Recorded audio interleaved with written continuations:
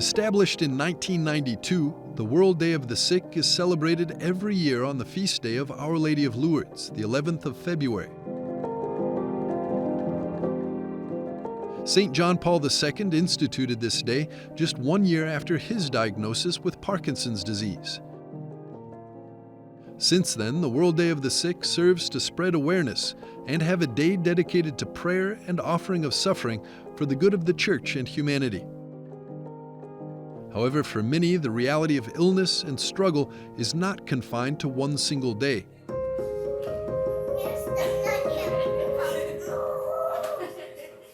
For 10-year-old Marysia Szlązak, the past 8 years of her life have been a complex and tiring routine of hospital visits and unexpected diagnoses.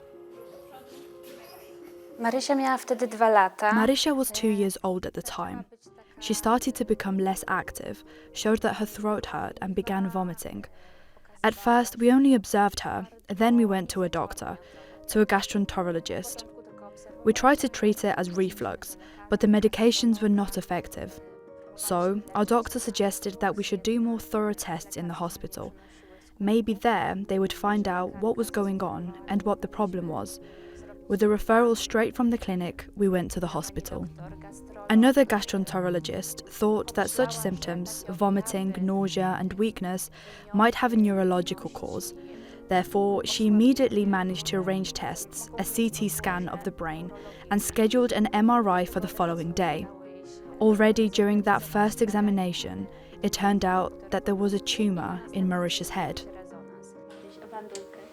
The next course of action led Marysia to the operating room to have the tumor removed. Hospitals quickly became a regular part of her family's life. We were at the hospital in Lublin, where after the surgery, a neurosurgical intervention, Marysia was transferred from surgery to oncology, and in oncology, she simply started chemotherapy. At the hospital, there was also an infection of the cerebrospinal fluid. Out of fear for their daughter's life, her parents, Piotr and Agata, looked for various options outside of Lublin so that Marysia would have the best possible conditions to receive treatment and recover. They also considered going abroad, and then they were offered a place for their daughter at the Vatican's hospital, Bambin Gesù, in Rome. Unfortunately, the worst part was the infection, which delayed the entire treatment by several months as it kept recurring. She also had a stem cell transplant. The cells were harvested, followed by intense chemotherapy, and she came through. Then we started neuro rehabilitation. After several months of lying down constantly due to brain hypoxia, Marysia had to relearn how to walk and basically start over. In 2025, Marysia was diagnosed with osteosarcoma, a cancer that affected her entire femur bone. There was no other choice but to amputate her right leg.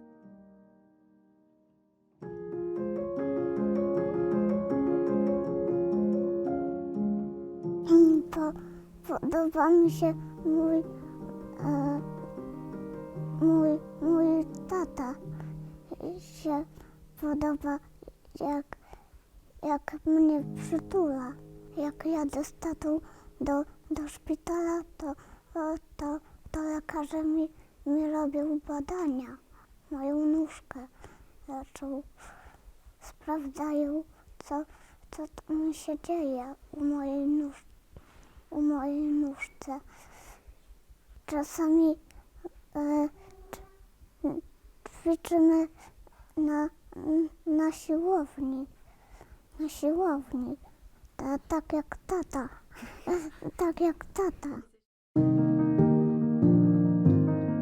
At the core of their hardship, the Szlązak family have said that it's only through the strength of God and their Catholic faith that they've been able to get through what have been the most difficult years of their lives. I think that here, our faith, our formation, also pointed to the fact that human life is the highest good. It's simply another task. Just another task for an ordinary Catholic Christian who knows that human life is the most important, that every person has undeniable dignity, and that it's worth fighting for each one. There is no life that is meaningless. I believe that God can take every misfortune, every suffering, and every difficult situation and bring good out of it. Sometimes a situation may seem, from a human point of view, difficult, impossible, or unfair, but maybe it is necessary to awaken something in someone, to make a commitment, or to change something in their life. Jestem Marysia Szlązak. Dalej mamy latę. Lubię rozśmieszać Marysię.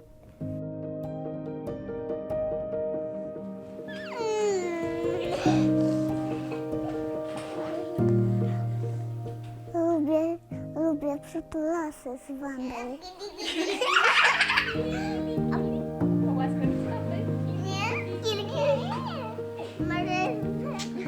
The Szlązak family is a living example of the courage faith can give when life seems to be falling apart.